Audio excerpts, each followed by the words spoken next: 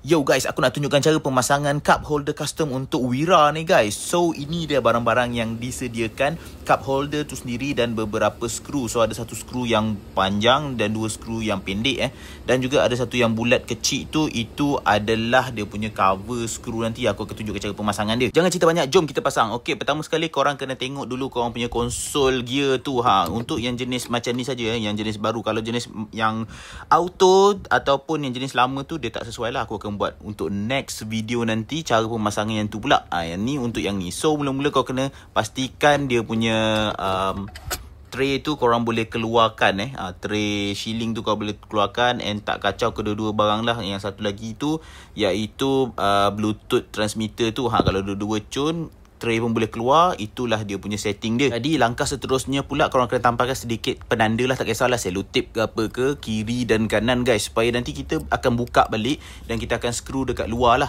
So kalau dah tergerak-gerak nanti kan, kita dah tak tahu dah dia punya kawasan yang sesuai tu yang mana. Jadi bila tampal ni korang ada marking lah, tak adalah beralih nanti. So kita buka dulu.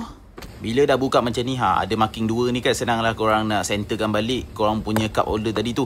So bila kita letak, kita dah tahu dah ini kawasan dia guys. And yang first sekali untuk bahagian yang kita kena skru adalah dekat bahagian atas dia. So kita ambil skru yang besar ni. Ini skru dia, korang kena skrukan dekat bahagian atas tu.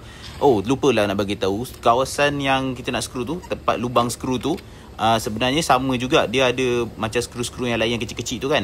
Korang kena buka dululah. Lepas tu korang masukkan skru ni. Bila dia buka aku tak sajikan lah, sebab je lah benda senang kan. Okey, korang masukkan je skru ni. Dia memang ngam-ngam lah. Bila nak senang lagi korang gunakan ni spanner saiz 8. Tak kisahlah korang ada spanner bolt pun boleh sebenarnya. Kemudian dua skru yang warna hitam tu kat sini lah tempat tebuk dia. Korang gunakanlah cordless. Kalau guna spanner biasa ataupun screwdriver biasa agak susah sikit lah.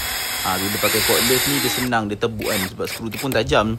And dua-dua lubang tu korang kena skrukan lah biar dia pegang kuat. So bawah ada 2, atas ada 3. Lepas dah settle skru tu, kau tengok ni memang kuat, solid. Aku angkat macam gini pun dah tak ada masalah, dah tak ada patah guys. So next step adalah korang kena tutup skru yang bahagian atas tu. Skru yang terbonjol tu, ni dia punya penutup dia lah.